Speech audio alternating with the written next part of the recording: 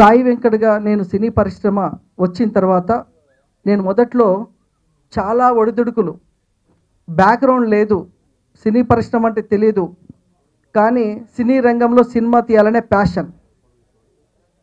అందరిలాగే నేను కూడా ఫిలిం నగర్లో అడుగుపెట్టి అందరిలాగే నేను కూడా కలలు గని సినిమా తీయాలని, సినిమా నిర్మించాలని కలలు కన్న నేను సినీ పరిశ్రమకు వచ్చిన తర్వాత ఇక్కడ నాకు మొదట్లో అడుగడుగున అవరోధాలు, అడుగడుగున మోసాలు, అడుగడుగున చాలా కష్టాలండి, చెప్పొద్దు. అలాంటి కష్టాలు ఎదుర్కోలేక నేను ఒక టైంలో డిసప్పాయింట్ అయిపోయాను. అబ్బో నాతో కాదేమో, ఈ సముద్రాన్ని నేను ఈదలేనేమో అని ఒక్క క్షణం నేను ఆలోచిస్తే నాకు చెయ్యి వేసి నీలో టాలెంట్ ఉంది బాబు, నువ్వు వెనకడుగేయొద్దని చెప్పాడు ఫస్ట్ మా రామ్ సత్య గారు. అంటే సినీ పరిశ్రమలో ఎవరో ఒకరు చెయ్యి అలా వేసి నేనున్నాను అనాలి అంటే ఆ ధైర్యమే వేరుంటుంది. ఆ ఇన్స్పిరేషనే నేను రామ్ సత్య గారి దగ్గర తీసుకొని ఈ మధ్యన ఒక 200 సినిమాల వరకు అన్నని ఇన్స్పిరేషన్ తీసుకొని ప్రతి ఒక్కరికి నేనున్నానని ఏదో విధంగా నేను వారిని, అంటే నేను ఒకరోజు ఒక చెయ్యి వేస్తే ఈరోజు ఈ స్థాయికి రాగలిగాను. అంటే ఒక సపోర్ట్ అనేది కావాలి, నేనున్నాను అని ఒక ధైర్యం కావాలి. ఆ ధైర్యం ఇచ్చిన మా రామ్ సత్య గారు ఎప్పటికీ మర్చిపోయి, నేను 50 సభల్లో కూడా సత్తనని గుర్తు చేసుకున్నాను. ఏందన్న నేను ఏం చేశానని నువ్వు ఊరికే నా పేరు చెప్తావు అంటాడు. ఎప్పుడు కూడా ఏం చేశామని కాదు, మొదటి అడుగు గుర్తు పెట్టుకున్నవాడు లాస్ట్ అడుగు వెరిగే వరకు ఈ గుర్తు పెట్టుకున్నవాడు ఎప్పటికీ డెవలప్ అవుతాడు. గురు బ్రహ్మ, గురు విష్ణు, గురుదేవో మహేశ్వర. ఎందుకు ఇవన్నీ వచ్చిందంటే గురువుని గుర్తుపెట్టుకోవాలి, మనకు సపోర్ట్ చేసిన వాళ్ళు గుర్తుపెట్టుకోవాలి, మనకు లైఫ్ ఇచ్చిన వాళ్ళు గుర్తుపెట్టుకోవాలి. ఇవన్నీ గుర్తున్న వాళ్ళు మాత్రమే ఎదుగుతారు. అలాగా నేను ఒక సిస్టంలో ఎదిగిన వ్యక్తిని. ఈరోజు ఏ రంగంలో అయినా కూడా సక్సెస్ అయ్యాం, సినిమా రంగంలో కానీ. అదేవిధంగా సినిమా నిర్మాతల గురించి మేము పోరాటాలు చేస్తే రామకృష్ణ గౌడ్ అన్నతో పాటు కానీ ఆయన నిరహార దీక్షలు చేశాడు, సినీ పరిశ్రమ గురించి ఎన్నో కష్టాలు పడ్డాడు. ఓ టైంలో నేను రామ్ సత్య గారు నిరహార దీక్షలు చేశాము. అదేవిధంగా శివకుమార్ అన్న కూడా మొదటి నుంచి నిర్మాతల గురించి ఆయన పోరాటం చేస్తూనే ఉన్నాడు. ఇలాగా ఇక్కడ ఉన్న వాళ్ళంతా నిర్మాతలు బాగుండాలని కోరుకునే వాళ్ళం మేమంతా. అలాగే పోరాటం చేస్తూ ఎంతోమందికి మేమున్నామని భరోసా ఇస్తూ డెవలప్ అవుతూ మేము వచ్చిన ఈ సమయంలో నేను లాస్ట్ 1 ఇయర్ నుంచి రామ్ సత్య గారు సక్సెస్ చూస్తున్నాను. నెలకు 4 సినిమాలు రిలీజ్ చేస్తున్నాడు. అరే ఎందుకబ్బా ఇట్లా రిలీజ్ చేస్తున్నాడు ఏంటి, మరి నేను చేయలేనా? ఈయన ప్రతిసారి మళ్ళీ నన్ను రెచ్చగొట్టినట్టు ప్రతి మీటింగ్, ప్రతి ఆడియో ఫంక్షన్ నన్నే పిలుస్తాడు. ఈ మొన్ననే రోషే గారితో 2 సినిమాలు, అరుంధతి, అవంతిక. ఇంకో సినిమా దాసరి నారాయణ, మన గురువు గారు దాసరి నారాయణరావు గారు. ఎవరిని పిలిచినా సరే సాయి వెంకటని నన్ను పిలుస్తాడు. అర్థం కాదు అంటే నువ్వు ఎక్కడన్నా మర్చిపోయావు సినీ పరిశ్రమ, నువ్వు రా అని నన్ను ఎప్పుడు లైమ్ లైట్లో ఉంచుతారు రామ్ సత్య గారు. అయితే ఈ మధ్యన ఈ సినిమా కొనడానికి కారణం ఏంటంటే, నేను ఈ మధ్యన ఒక మలయాళం సినిమా హిట్ అయింది. హిట్ అయితే మేము కేరళ వెళ్ళి ఆ సినిమా కొనాలని వెళ్తే అసలు మన కాంపిటీషన్ ఏందనేది నాకు అప్పుడు అర్థమైంది. ఇక్కడ లేదు కాంపిటీషన్, చెన్నైలో మన కాంపిటీషన్ ఎక్కువ ఉంది, మలయాళంలో కాంపిటీషన్ ఉంది, కన్నడలో కాంపిటీషన్ ఉంది, ఇక్కడ లేదు కాంపిటీషన్. అక్కడ పోయి నేను 50 లక్షలు అంటే ఇంకో ఆయన 70 లక్షలు అన్నాడు, ఒక ఆయన 90 లక్షలు అండి రైట్స్. షాక్. ఏంది? నేను రామ్ సత్య గారు మా గురువు గారు కదా, ఫోన్ చేసి ఏందన్నా ఇంత చెప్తారు, నువ్వు తొందరపడి పెట్టకబ్బా అన్నాడు. నేను ఒక్క నిమిషం అడిగేసిన, ఈ లోపు ఇంకో ఆయన 90 లక్షలు పెట్టి కొనేసిండు. ఆయన ఎవరో కాదు, చెదలవాడ శ్రీనివాసరావు గారు. ఇలాగా పెద్ద అంటే సినిమాకి మన దగ్గర కంటే కూడా ఇతర భాషల సినిమాలకు కాంపిటీషన్ ఎక్కువ ఉంది. మన వాళ్ళు టేకింగ్ కానీ ఆ పెర్ఫార్మెన్స్ కానీ వాళ్ళు, అంటే ఒక హర్రర్ మూవీ పిశాచి 1 అని వచ్చింది ఈ మధ్యనే, అది తెలుగులో సూపర్ డూపర్ హిట్. మన తెలుగులో పెద్ద నిర్మాత సి కళ్యాణ్ గారు, south India film chamber president, ఇప్పుడు ప్రజెంట్ ఫిలిం ఛాంబర్ ప్రెసిడెంట్, ఆయన పిశాచి అనే సినిమా రిలీజ్ చేస్తే సూపర్ డూపర్ హిట్. నాకు అన్న చెప్పంగానే మరి సి కళ్యాణ్ గారు లాంటి ఇన్స్పిరేషన్ తీసుకుందాం, పిశాచి 2గా నేను వచ్చి ఇది హిట్ కొడతా అని చెప్పి కాన్ఫిడెన్స్ తోటి నేను చాలా, అంటే నేను ఎలాంటి వ్యక్తినంటే నేను టెంప్ట్ కానండి. సినీ పరిశ్రమలు ఉన్నా కూడా ఎవ్వరు ఎన్ని చెప్పినా టెంప్ట్ కాను. నేను డబ్బులు తీసేటప్పుడు చాలా ఆలోచిస్తా, ఈ డబ్బు మళ్ళీ వృధా చేయొద్దు. రామ్ సత్య గారు ఒక మాట చెప్పారు, సినిమాని వ్యాపారంగా బ్రెయిన్ పెట్టి చేస్తే సినిమా వ్యాపారం కంటే మంచి వ్యాపారం లేదని. ఆయన ఎప్పుడు మాటలు నాకు గుర్తు ఉంటాయి. సినిమాని సినిమాలాగే చేయాల, సినిమాని ఒక వ్యాపారం లాగా కనుక, ఒక బిజినెస్ లాగా, మనం వ్యాపారం ఒక ఇండస్ట్రీ పెడితే, ఫిలిం ఇండస్ట్రీ పెడితే ఎలాగైతే సిన్సియర్గా చేస్తామో, ఒక డిసిప్లిన్గా చేస్తామో, అలాగే సినీ పరిశ్రమలు కూడా అదే సిన్సియారిటీ, అదే డిసిప్లిన్, అదే డెడికేషన్ ఉంటే 100% ఇక్కడ డబ్బు సంపాదించవచ్చు.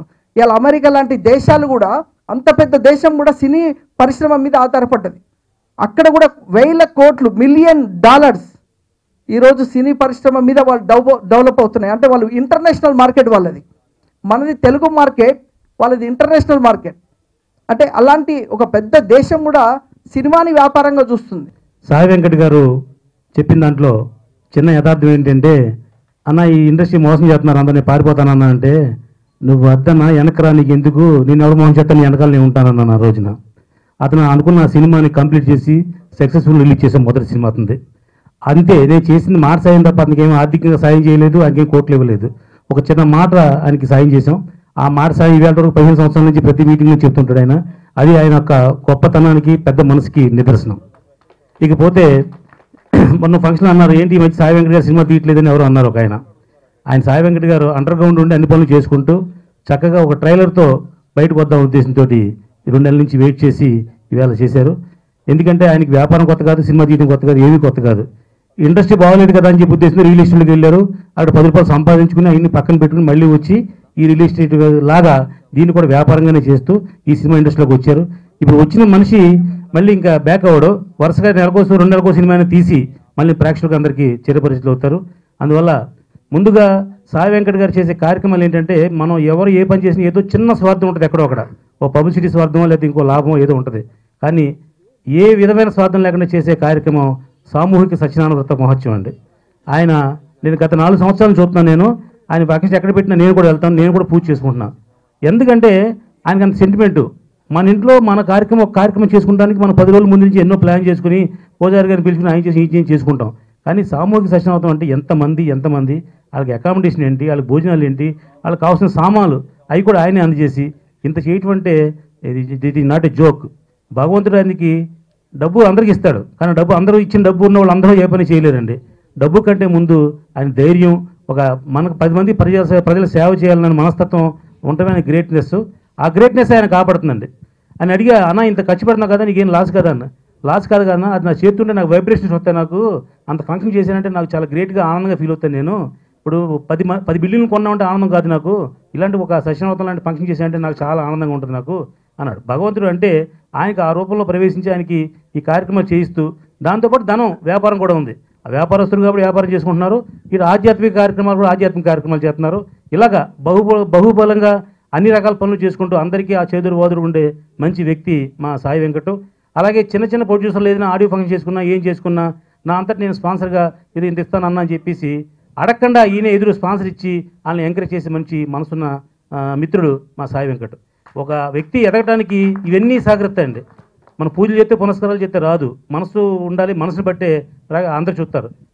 సాయి వెంకట్ చాలా మంచి ఆలోచనతో ఒక మంచి డిసిషన్ తీసుకున్నాడు, ఒక మంచి సినిమాని తీసుకున్నాడు.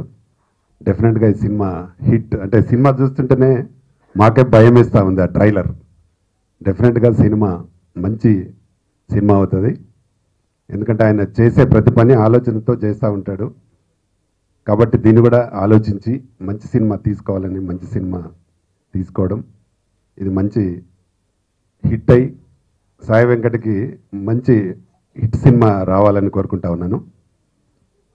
ఎందుకంటే ఎప్పుడు సినిమా ఇండస్ట్రీలో ఉండి నాకు నిన్న ఎవరు మా ఛాంబర్కి వచ్చి చెప్తా ఉన్నారు, అన్న సాయి వెంకట్ గారి దగ్గరికి వెళ్ళి మేము ఆడియో ఫంక్షన్లు అడిగితే అసలు మేము ఏం అడగలేదని డబ్బులు తీసి మా చేతిలో పెట్టాడు, ఏంటంటే మీకు ఖర్చుల కోసం తీసుకోండి అని. అంటే చిన్న సినిమాలకు దాదాపు ఒక 125, 130 సినిమాల వరకు ఆయన అంటే స్పాన్సరింగ్, అంటే ఇండస్ట్రీలో ఆయన మంచి అందరూ మంచిగా ఉండాలి, మంచి జరగాలనే మంచి ఉద్దేశంతో ఉన్న వ్యక్తి. కాబట్టి మా దగ్గర కూడా మా ఛాంబర్లో అందరు మెంబర్స్ దాదాపు 1000 మంది ఉంటారు మా సభ్యులు, అందరూ కూడా ఆయన సెక్రటరీగా ఉండాలని యునానిమస్గా ఆయన సెక్రటరీగా పెట్టుకోవడం నిజంగా, ఎందుకంటే ఒక మంచి జరగాలనే ఉద్దేశంతో ఉంటారు కాబట్టి, మనమందరం కలిసి పనిచేస్తే మంచి జరుగుతుంది కాబట్టి ఉండాలనే ఉద్దేశంతో ఆయన పెట్టుకోవడం జరిగింది.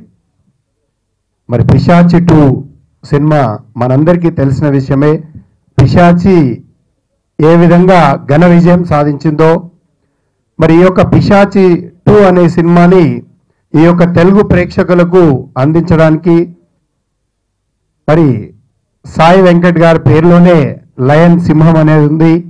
మరి ఇప్పటి వరకు దాదాపుగా కొంచెం సేపు విరామం తీసుకొని పడుకొని సింహం లేచిందంటే ఎంత స్పీడ్గా పరిగెత్తుందో మీరందరు సింహం ట్రైలర్లోనే చూసుంటారు.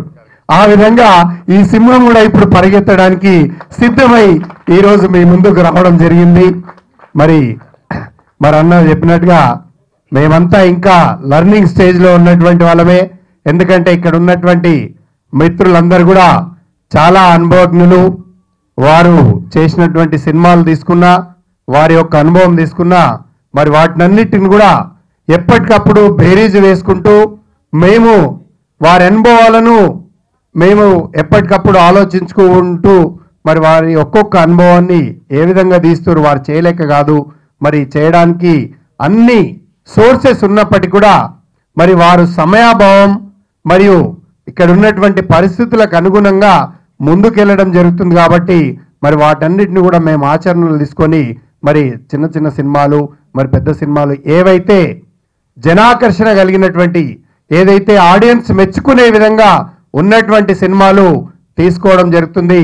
అదే కోవలో ఈరోజు పిశాచి 2 మనం శాంపుల్గా ట్రైలర్లోనే మనకు విజయం అనేది కనబడుతుంది. కాబట్టి తప్పకుండా ఈ యొక్క సినిమాను ప్రత్యేకంగా మన యొక్క తెలుగు ఆడియన్స్ ప్రేక్షక దేవుళ్ళందరూ కూడా ఆదరించి అభిమానించి మరి యొక్క సినిమాను విజయవంతం చేస్తారని చెప్పేసి తప్పకుండా కోరుకుంటూ, చేయాల్సిందిగా కోరుకుంటూ, మరి ఇందాక అన్న చెప్పారు ఏ విధంగా మరి ఇంత పెద్ద సినిమాలన్నీ చేస్తూ ఉన్నారని చెప్పేసి.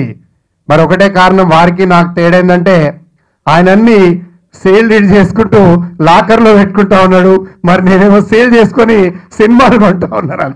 అంతే తేడా. ఎందుకంటే ఇద్దరం కూడా ఈ ప్రపంచంలో ఒక్కటి మాత్రం వాస్తవం, భూతల్లి అనేది ఎవరికీ భారం కాదు. ఎందుకంటే మనం పుట్టినప్పుడు ఈ భూమి మీదనే పడతాం, మళ్ళీ పోయినాక కూడా ఆ భూమిలోకే వెళ్తాం. కాబట్టి భూతల్లిని నమ్ముకున్నటువంటి వ్యక్తి ఎవ్వరు కూడా ఈ ప్రపంచంలో నష్టపోలేదు.